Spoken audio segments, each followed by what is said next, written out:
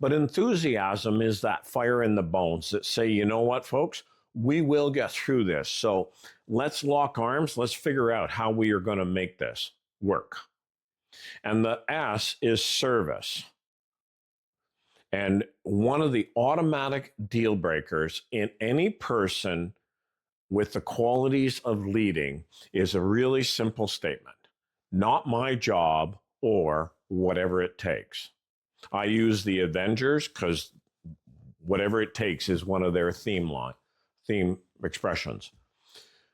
But when people hear leaders say, not my job, almost always it's an abdication of being that shepherd guide.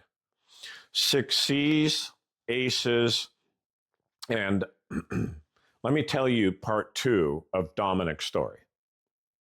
We had this conversation, and I said, Dominic, do you really want to be a leader? Because he was also applying to be mid-senior leader in his organization. And I said, have you ever noticed how when you walk into the room, people tend to walk out? They're not really wanting you around. Well, yeah, but that's just because I know the code. And I said, no, it's not. Well, you know the code, you know the rules. I'm not disputing that. But the problem is you're coming across so arrogant in a way that nobody wants to be around you. I never thought of it that way. Well, I'm not being cruel. I guess in a way I am, Dominic.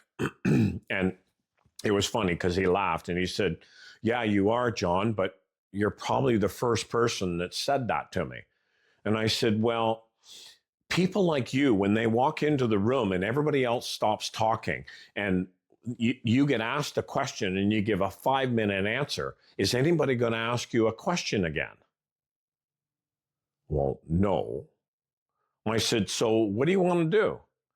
And without using these words, I said, do you want to continue to be that I have leader, or do you want to be that I am leader?